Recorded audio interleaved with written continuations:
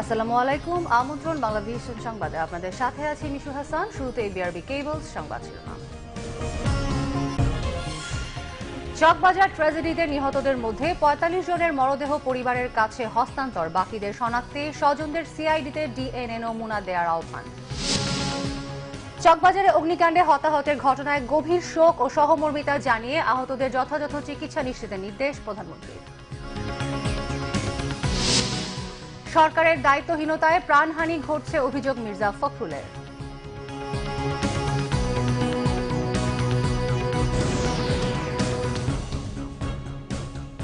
দেখছিলেন BRB cables সংবাদ শিরোনাম। এবারে বিস্তারিত। রাজধানীর চকবাজারে উর্দু রোডে 4টি বহুতল ভবনে ভয়াবহ আগুনে এখন পর্যন্ত 78 জনের লাশ উদ্ধার হয়েছে। আগুনে দগ্ধদের ঢাকা মেডিকেল কলেজ হাসপাতাল সহ বিভিন্ন হাসপাতালে ভর্তি করা হয়েছে। প্রত্যক্ষদর্শীরা জানান, বুধবার রাত 11:15টার দিকে চকবাজারে উর্দু রোডের চুরিহাট্টা মসজিদ গলিতে একটি গাড়ির সিলিন্ডার বিস্ফোরিত হয়। মুহূর্তেই আগুন আরও 2টি গাড়িতে ছড়িয়ে পড়ে। এর কিছুক্ষণের মধ্যে পাশের একটি 4তলা ভবনের নিচতলার খাবারের হোটেলের গ্যাস সিলিন্ডারে আগুন লেগে যায়। ভবনটির দোতলায় রাসায়নিক পদার্থের গুদাম থাকায় দ্রুত তা ভয়াবহ রূপ নেয়। সেখান থেকে মুহুর্মুহু বিস্ফোরণ হতে থাকে। তীব্র লেলিহান শিখায় পাশের আরও 3টি বহুতল ভবন ভস্মীভূত হয়ে যায়।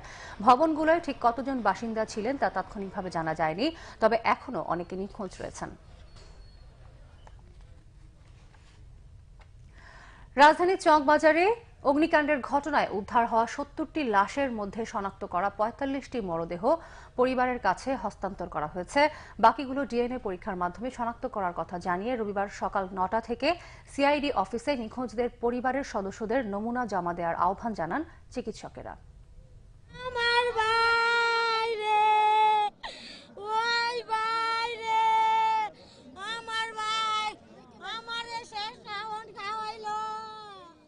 এ কান্না স্বজন হারানোর, প্রিয়জন হারিয়ে এমন আর্তনাদ আর আহাজারি থামার নয়।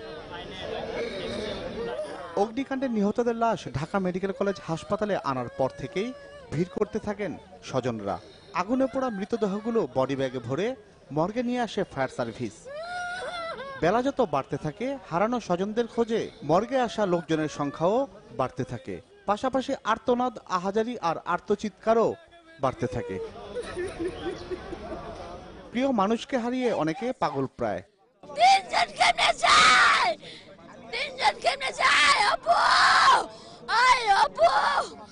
লাশের ভিড়ে কত মানুষ যে খুঁজে বেড়াচ্ছেন তার চেনা মানুষকে তার সঠিক সংখ্যা বলা কঠিন। প্রায় 30-35 লক্ষ টাকার আছে, এতে চলে গেছে টাকা। যাক, আমার বাইরে আর কোনো কিছু নাই, এই 2 ছেলে ছাড়া আমার বাইরে আর কিছু নাই। আর কখন আমার ভাই ফিরে আসবে না, আমি কি যে করবো, আমি কিছুই বুঝতে পারি না। আল্লাহ। শরীরের বেশিরভাগ অংশ আগুনে পোড়ার কারণে অনেকে শনাক্ত করতে পারছেন না মৃতদেহ। ফার্মেসির লোকগুলো যদি আলাদা পড়তো তাহলে আমরা চিনতে পারতাম। এগুলোর কাঁচাই লইছে তো, আর এক একটা প্যাকেটে 3-4 জন করে। এই যে এরা 2 জন আমার ভাই আর ভাইয়ের ওয়াইফ, আর এটা হলো বাচ্চা। 3 জন সদস্য এখনো মিসিং আছে, যেহেতু এখনো পাচ্ছি না। চিকিৎসক জানান, প্রত্যেকেরই মৃত্যু হয়েছে আগুনে পুড়ে। এই পর্যন্ত 40টা লাশ আমরা চিহ্নিত করতে পারছি এবং 40 জনকে আমরা লাশ বুঝাই দিচ্ছি।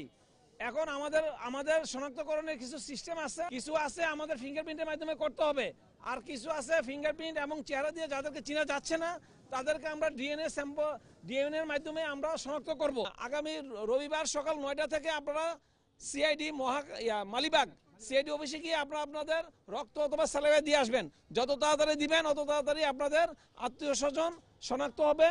ময়নাতদন্ত শেষে শনাক্ত করা মৃতদেহগুলো স্বজনদের কাছে হস্তান্তর করা হয়। না ফেরার দেশে চলে যাওয়া মানুষগুলোকে কফিনে ভরে শেষ ঠিকানায় পৌঁছে দিতে রওনা হন স্বজনরা। সঙ্গে শুধুই আহাজারি।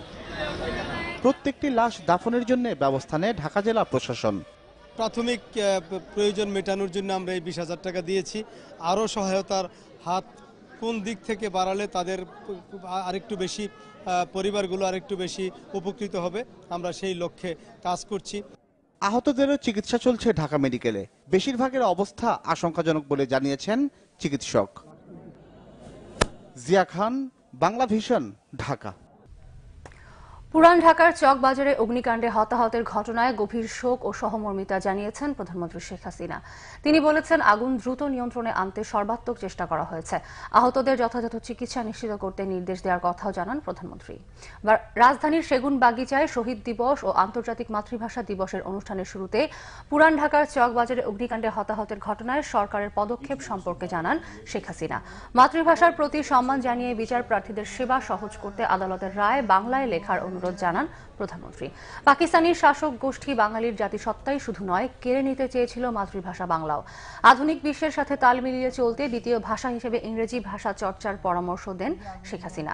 ভাষা আন্দোলনে বঙ্গবন্ধুর ভূমিকা নিয়ে বদরুদ্দিন ওমরের একটি লেখার কঠোর সমালোচনা করেন প্রধানমন্ত্রী। চকবাজারে অগ্নিকাণ্ডের ঘটনায় গভীর শোক জানিয়েছেন বিএনপি মহাসচিব মির্জা ফখরুল ইসলাম আলমগীর। তিনি অভিযোগ করেন, সরকারের দায়িত্ব জ্ঞানহীন কাজের জন্য বিভিন্নভাবে মানুষের প্রাণহানি ঘটছে। আসলে এই সরকারের ব্যর্থতা তো সর্বক্ষেত্রে আছে এবং এই ক্ষেত্রে মানুষের জীবন রক্ষা করার ক্ষেত্রে সর্ববেশি আছে। আজকে সব জায়গাতেই দেখা যাচ্ছে মানুষ জীবন হারাচ্ছে এই সরকারের দায়িত্ব জ্ঞানহীনতার জন্য এবং তাদের অব্যবস্থার কারণে। কারণ রাষ্ট্রকে সুচারুরূপে পরিচালনা করার কোনো ইচ্ছে তো তাদের নেই। তাদের মূল লক্ষ্য হচ্ছে ক্ষমতায় যে কোনোভাবেই টিকে থাকা। ময়মনসিংহ খুলনায় গুলিতে 2 ব্যক্তি নিহত হয়েছে। পুলিশের দাবি, নিহত ব্যক্তিরা মাদক ব্যবসায়ী। শুক্রবার রাত 1টার দিকে ময়মনসিংহ শহরের ত্রিশাল বাসস্ট্যান্ড এলাকায় হোমিওপ্যাথি মেডিকেল কলেজ মাঠে পুলিশের গুলিতে এক ব্যক্তি নিহত হয়। ডিবি পুলিশের ওসি শাহ কামাল আকন্দ জানান, গুলিতে নিহত ব্যক্তি আব্দুর রশিদ মাদক ব্যবসায়ী। তার বিরুদ্ধে বিস্ফোরক সহ কয়েকটি মামলা রয়েছে। এদিকে খুলনা মহানগরীর দিঘির পাড় এলাকায় রাতে গুলিতে নিহত হয়েছে মাদক ব্যবসায়ী মাসুদ রানা। পুলিশ জানায়, নিহত মাসুদ কুখ্যাত মাদক ব্যবসায়ী এবং তার বিরুদ্ধে বিভিন্ন থানায় একাধিক মামলা রয়েছে। এবার সিরিয়ার দেইর আল জোর প্রদেশে তুরস্ক সমর্থিত বিদ্রোহীদের আত্মঘাতী গাড়ি বোমা হামলায় কমপক্ষে 14 জন নিহত হয়েছে, আহত হয়েছে 20 জন।